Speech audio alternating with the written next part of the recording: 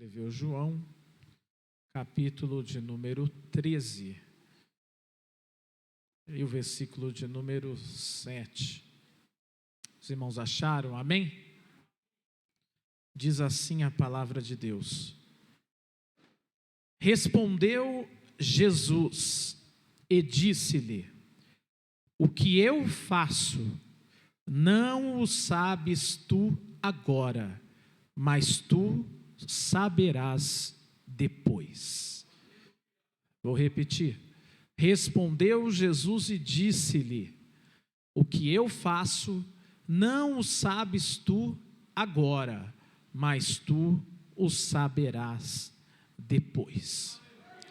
Glórias ao nome do Senhor. É realmente um versículo para nós glorificarmos o nome do Senhor, principalmente pelo fato de estarmos vivendo dias como os dias que nós estamos vivenciando.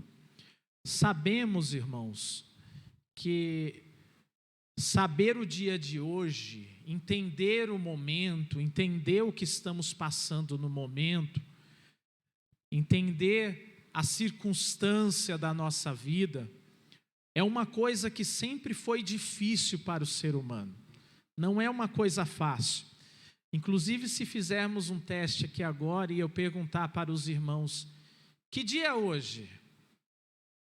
Alguns irmãos, acho que poucos vão conseguir dizer: hoje é terça-feira. Talvez vai lembrar por causa do culto de ensino. Mas se eu perguntar que dia do mês é hoje, número, alguns, aqui eu ouvi um falando, mas alguns vão ter que lembrar de alguma coisa para poder chegar até o dia.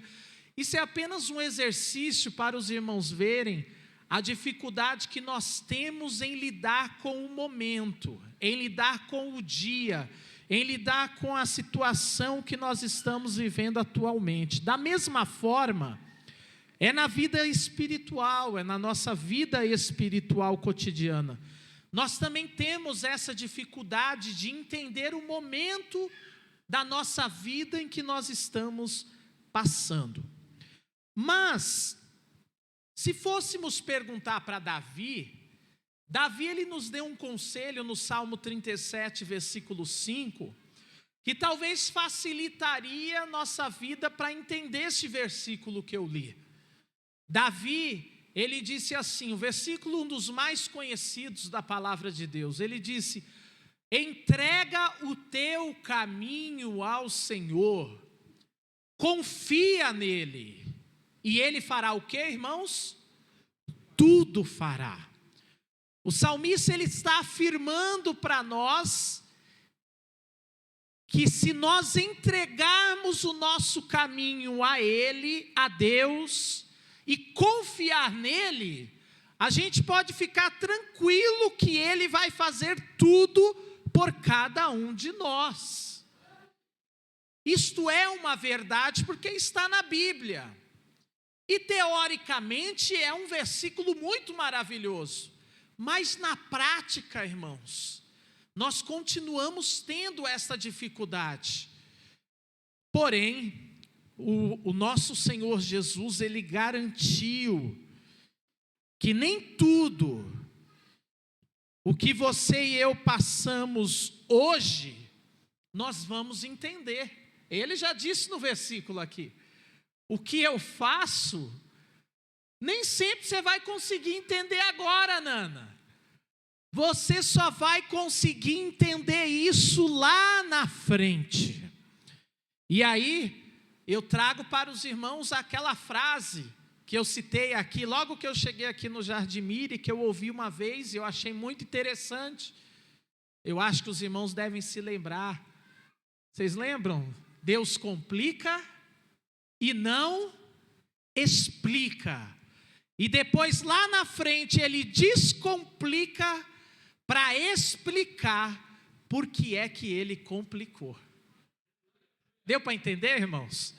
Deus complica muitas coisas na nossa vida e não explica, fica em silêncio, irmã Rosana. Mas lá na frente, quando você menos espera, olha quem aparece: Deus descomplicando, para que você comece a entender o porquê que Ele complicou tudo na tua vida lá atrás. É assim que Deus trabalha.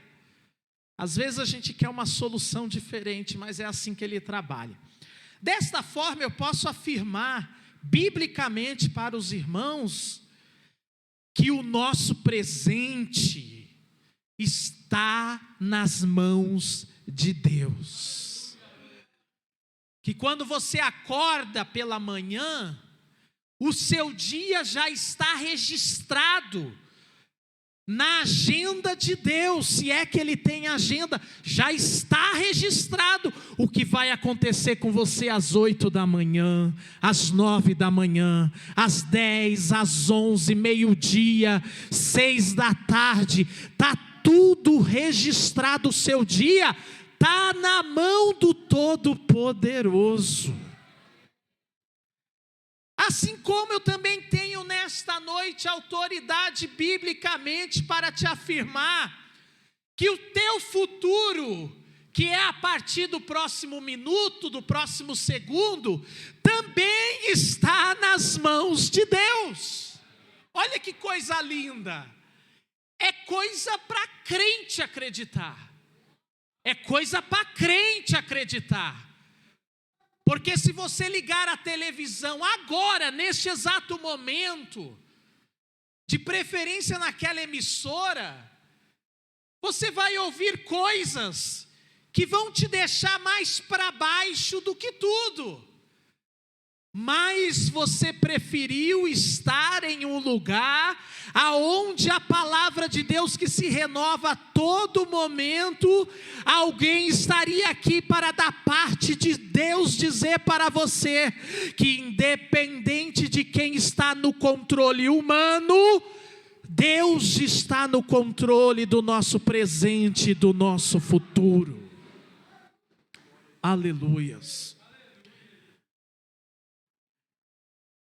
Assim como o teu passado, o meu passado, esteve e está nas mãos de Deus também. Enfim, a Bíblia diz isso. Se você perguntar para Davi, por exemplo: Davi, o teu passado, como foi o teu passado? Quem cuidou do teu passado? Davi, ele vai responder para você, lá no Salmo 37, versículo 25, ele vai dizer: o meu passado eu te explico, eu fui moço, agora sou velho, mas eu nunca vi um justo desamparado, nunca vi um justo desamparado, passar dificuldade sim, mas desamparado nunca. E nem a sua descendência mendigar o pão. Deus cuidou do meu passado, Deus cuidou do teu passado. E sabe por que Ele cuida do passado? Para você sempre se lembrar que o que você passou ontem e Deus esteve contigo, você vai passar hoje, você vai passar amanhã, e Ele vai continuar provando para você e para mim que Ele continua sendo Deus na nossa vida. Aleluias. Davi, e o nosso presente? O nosso presente eu posso te afirmar que o Senhor é o nosso pastor, o Senhor é o meu pastor, o Senhor é o teu pastor. E como diz no original, de nada tenho falta. Não tenho falta de nada. Eu quero crer que todos os irmãos aqui hoje tomaram um café. Que todos os irmãos que aqui estão fizeram pelo menos uma refeição já hoje. E pode ser que ontem você achou que não teria essa refeição hoje. Pode ser que você está pensando o que você vai comer amanhã. Mas eu vim hoje da parte de Deus te dizer: não andeis ansiosos pelo que haveis de vestir, pelo que haveis de comer, pelo que haveis de beber.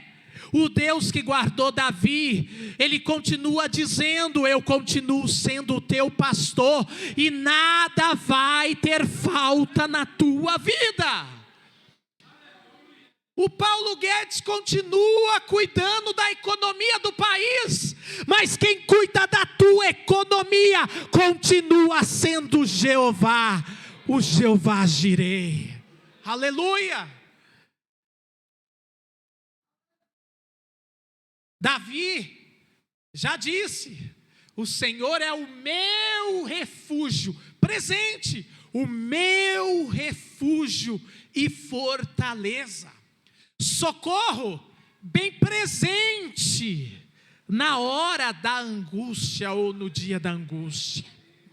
E se eu perguntar para Paulo, Paulo também vai dizer sobre o nosso presente.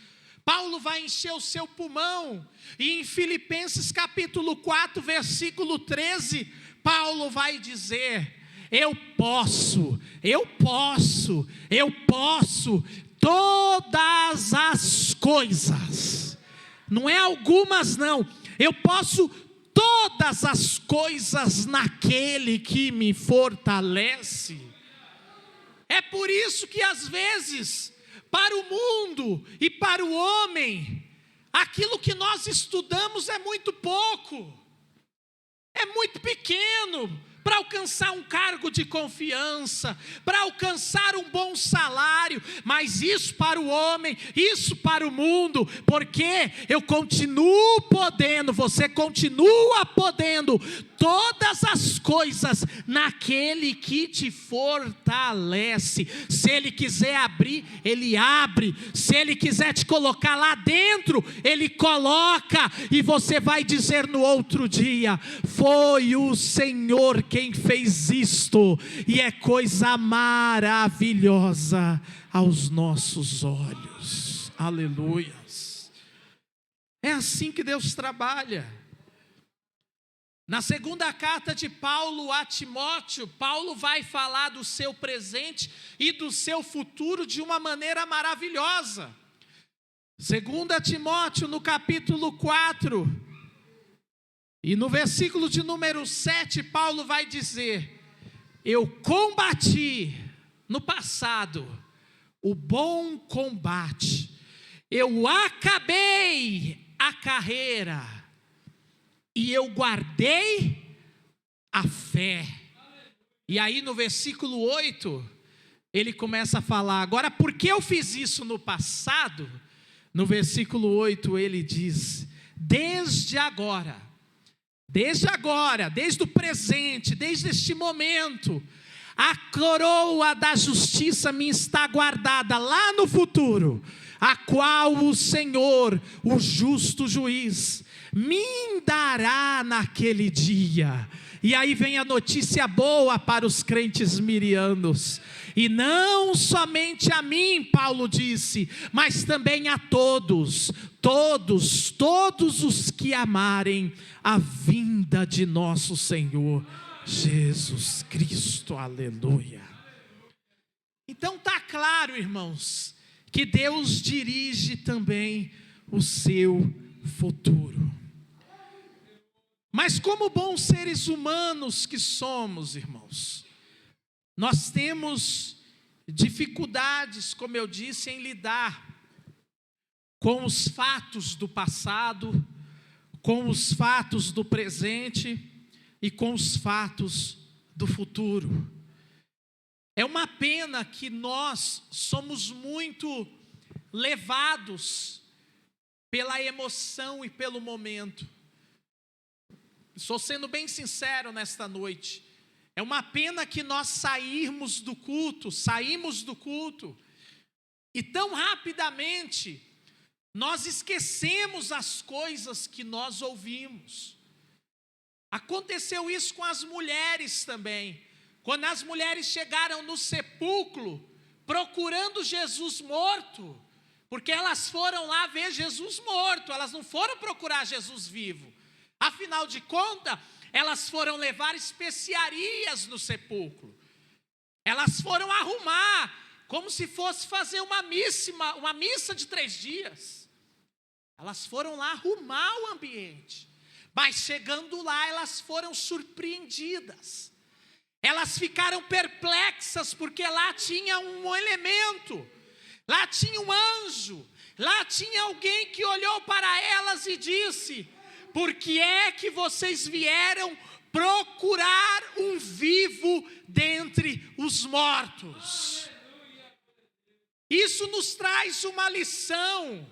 O pastor disse que a pandemia, ao invés de nos animar, ao invés de nos aproximar mais de Jesus, parece que levaram alguns a ficarem mais com medo, a acreditar no que a mídia diz, a acreditar no que o WhatsApp manda de mensagem. Porém, aquelas mulheres tiveram uma lição que serve para nós. Nós precisamos chegar na casa do Senhor na terça-feira, na quinta-feira, no domingo pela manhã, no domingo à noite, procurando alguém que está vivo. Procurando alguém que está vivo. E sabe o que acontece? Quando a gente procura alguém que está vivo, acontece o que aconteceu com o rei Ezequias, quando ele estava lá para morrer, e recebeu a visita do profeta Isaías, e ele começou a chorar, lamentar, e aí, quando seus dias foram acrescentados, ele cantou um louvor, ele fez uma canção, está lá em Isaías, capítulo 38, e nesta canção, em dado momento, ele diz da seguinte forma: os vivos, esses te louvarão, como eu hoje faço. Sabe o que Jesus está esperando? Que a sua igreja o identifique no começo do culto como vivo, no meio do culto como vivo, no final do culto como vivo, que saia daqui reconhecendo que o nosso Jesus está vivo e vivo para todos sempre.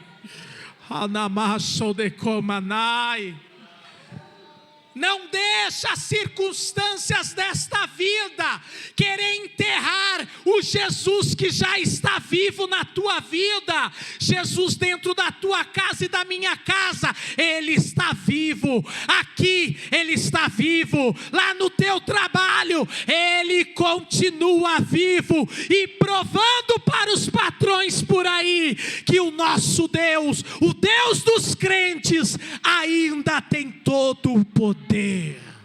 Aleluia. Aleluias. Nesse mesmo evangelho de João, no capítulo de número 9, nós temos a prova de que esta dificuldade em lidar com os fatos do passado, do presente e do futuro, não é um problema somente nosso, já é algo que o ser humano traz lá de trás. E é um exemplo que nós vemos até nos próprios discípulos de Jesus. No capítulo de número 9, no versículo 1, Jesus ele é questionado por conta do passado de um homem que estava passando por um momento de dificuldade, de desprezo. Veja aí, capítulo 9 de João, versículo 1, passando Jesus. Vamos ler por ali. Versículo 1, por gentileza, Rafael. E passando Jesus, viu um homem cego de nascença.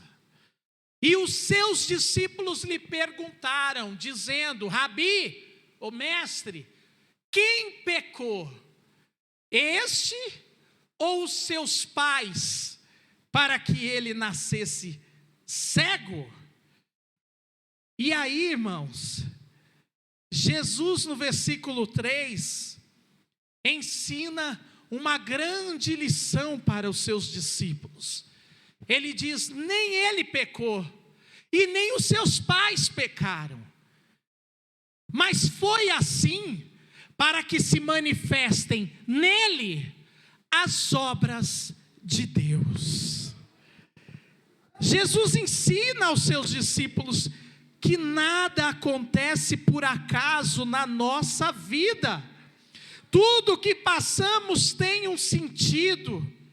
E normalmente na vida do cristão, irmãos, as coisas adversas precisam acontecer hoje, para amanhã você perceber que o nome do Senhor precisava ser glorificado pela sua vida.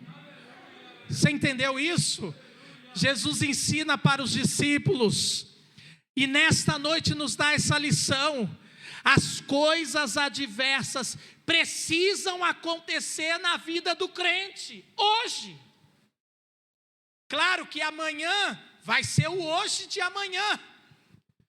Enfim, é o que Jesus disse: pegue cada dia a sua cruz. Ele disse: no mundo tereis aflições. Mas em tudo isso, Jesus já falou e já afirmou, é justamente para deixar claro que essas coisas precisam acontecer hoje, para amanhã você entender por que você passou por isso no dia de hoje. E aí no versículo 4, versículo de número 5, Jesus diz: enquanto eu estou no mundo, eu sou a luz do mundo. E tendo dito isso, Jesus então cospe no chão, faz barro com a saliva, e aplica sobre os olhos do cego, e diz para ele: agora você vai, e lava-te no tanque de Siloé. E ele foi, pôs, e lavou-se, e voltou vendo. E aí Jesus faz coisas esquisitas na vida do homem, para lá na frente mostrar para ele por que é que ele fez aquilo. Observe, versículo de número 8. Então os vizinhos daquele que era cego, e os que antes o tinham visto quando mendigo, aos vizinhos e aquele que dantes tinham visto que era cego, diziam: não é este aquele que estava sentado e mendigava? Eles lembravam do passado dele, e uns diziam: é esse, e outros: não, parece com ele. Mas o homem que não tinha entendido nada daquele negócio de saliva com barro misturado, colocando no olho, agora ele passou a entender, e ele passou a entender tanto isso, que agora ele já conseguia ver Jesus de forma diferente. Agora ele começava a enxergar Jesus de forma diferente. Enquanto uns diziam: não é ele, outros diziam: parece com ele, ele dizia: sou eu. Sou eu mesmo. Aquele que bebia lá no bar, sou eu.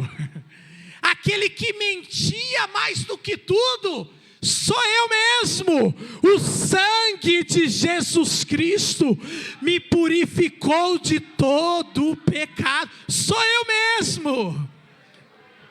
Tinha vergonha não, que era vizinho, não, os vizinhos tinham que saber também que ele agora era um novo homem. E ele diz: sou eu mesmo. E aí diziam-lhe, porque não pararam, eles não estavam satisfeitos. E aí diziam-lhe, pois: mas como é esse negócio aí? Como que te abriram os olhos? E ele respondeu e disse: olha, o homem chamado Jesus, ele já sabia até falar do seu passado, porque já era passado, mas ele já sabia falar o que tinha acontecido. E sabe o que eu chamo isso? Testemunho. Não esqueceu do seu testemunho. E nesta noite Jesus me trouxe aqui também para me lembrar e te lembrar: não esquece do testemunho de vida, aquilo que Jesus fez na tua vida e que ninguém mais podia fazer. Você precisa continuar contando isso. Não estamos aqui porque mamãe nos trouxe. Não estamos aqui porque o pastor nos dá dinheiro. Não estamos aqui porque queremos carro novo. Não, estamos aqui porque temos testemunho. Sabemos quem fez isso. Temos convicção quem fez isso na nossa vida. É por isso que com Bolsonaro, com Lula, com Moro, seja com o que for, Jesus vai continuar reinando na nossa vida. Não vai faltar nada, porque o Senhor é o nosso pastor, é o nosso refúgio, é a nossa fortaleza, é o nosso socorro bem presente. Não vai faltar não, irmão. Esquece o que esquece o que mídia fala, observa, fique atento às informações, mas faz o que Davi falou, entrega o teu caminho ao Senhor, confia nele e ele tudo fará. Hoje é dia 18. A última vez eu falei data errada aqui na escola dominical. Hoje é dia 18. Eu ainda nem sei se eu estou empregado esse ano, irmã. Sexta-feira agora que vai vir a resposta. E 99% é que não vai sair a vaga. Humanamente falando, pelo que os homens lá estão dizendo. E 1% que eu consigo a vaga. Você acha que eu estou confiando no quê? Se um dia um homem chegou e falou para o seu ajudante: por que você está com medo? Porque o senhor não viu o que está acontecendo lá fora. Tem uma multidão de guerreiros que veio pegar a gente. Se o senhor sair lá fora, o senhor vai ver. E aí o homem olhou para ele: não fica desse jeito não. Senhor, abre os olhos dele para que veja. Porque maior é o que está conosco do que o que está com eles. Então eu estou crendo que a vaga é minha. Eu sou maioria. Porque eu estou com ele. Estou confiando nele. Desistiu, irmão Rafael? Nunca, né? Olha o que o homem disse para aqueles. O homem simplesmente levantou os seus olhos e disse, no versículo de número 13, olharam para ele e perguntaram: onde então ele está? Se você está falando que um homem chamado Jesus fez isso, onde está ele? E ele respondeu: olha, não sei não. E aí ocorreu que levaram, pois, aos fariseus, aí foram levar aos grandes, que se diziam grandes, o que dantes era cego, estavam duvidando do seu testemunho. Versículo 14, era sábado quando Jesus fez o lodo, lhe abriu os olhos. 15, tornaram, pois, também os fariseus a perguntar-lhe como viram, eles não estavam acreditando naquilo. E é isso que Deus faz com a gente, irmão Washington. Ele transforma, que é para o homem olhar e não acreditar. Eu não acredito que é você. Eu não acredito que Jesus fez isso na tua vida. E ele lhe disse, eu repito, não tem problema, eu conto meu testemunho de novo. Ele pôs-me lodo sobre os olhos, eu lavei e eu estou vendo.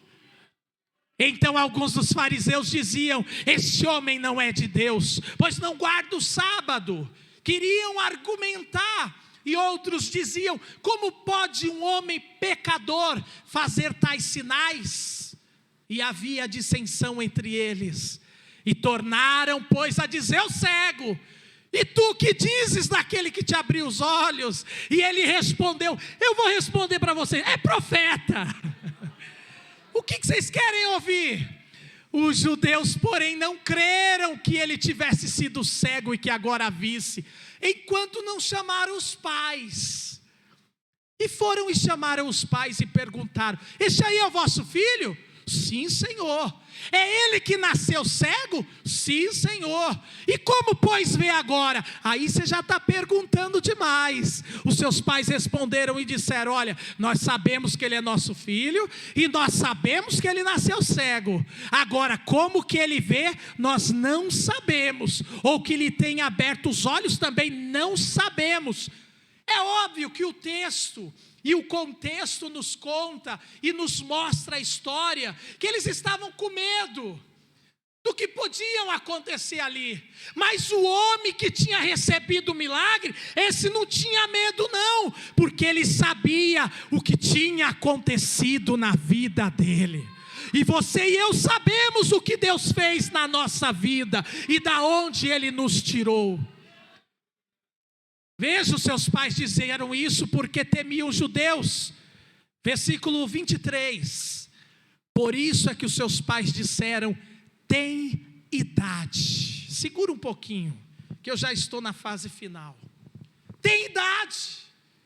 Quando um pai diz que o filho já tem idade para responder por si só, o pai está querendo dizer que ele já é autossuficiente para entender o que aconteceu com ele. O nosso Deus nesta noite nos trouxe aqui para nos relembrar que nós, como seus filhos, já somos capacitados, não somos mais crianças, como disse Paulo, que tomávamos leitinho, não, agora nós já temos alimentação sólida, e já somos autossuficientes para entrar por aquelas portas, às 19h30, dobrar o joelho, e saber o que viemos fazer aqui. É por isso que Paulo disse: eu rogo-vos a vocês, pela compaixão de Deus, que apresentei os vossos corpos. Quando vocês chegarem na igreja, seja qualquer dia da semana, apresentei os vossos corpos em sacrifício vivo, santo e agradável a Deus, que é o vosso culto racional. Meus irmãos, não tem coisa mais gostosa do que você saber por que você está glorificando a Deus. Por que você está sentindo a presença de Deus? Esse é o momento mais delicioso que nós passamos no culto. É sentir a presença de Deus, e é o que faz toda a diferença de eu ficar em casa e de eu estar aqui. É eu poder orar por alguém que está enfermo, sabendo que a minha oração pode muito em seus efeitos. É o que aquele homem sentia. E para encerrar, lá no versículo de número 24, chamaram, pois, pela segunda vez o homem que tinha sido cego, e disseram: dá glória a Deus, porque nós sabemos que esse homem é pecador. Aí no versículo 26 que eu concluo minhas palavras, ele diz: querem saber de uma coisa? Versículo 26, 27, responderam. Eu acho que nós voltamos aí, irmão. Volta aí o versículo de número... É o 25 que eu quero, irmão, por gentileza. 25. Ele disse, respondeu ele e disse, agora de uma forma mais convicta: se é pecador ou não, eu não sei. Ou seja, o que vocês acham dele, eu não sei. Uma coisa eu sei, e é que, havendo eu sido cego, agora eu estou vendo. Não se importe com o que os outros falam, não. O que importa é o que você é hoje. O que importa é que você tem um Deus que te guarda. O que importa é que o Senhor é o teu pastor e nada te faltará.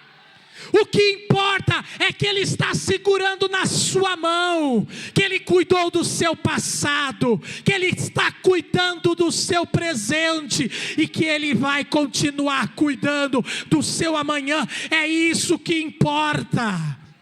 E se precisar, diga para quem for: o que você acha dele, eu não sei, mas eu sei o que ele fez na minha vida. Por isso, o que Jesus faz agora na tua vida, pode ser que você não esteja entendendo, mas amanhã você vai entender que as coisas que Ele faz é para glorificar o nome de Deus pela tua vida. Que Deus abençoe a igreja em nome de Jesus.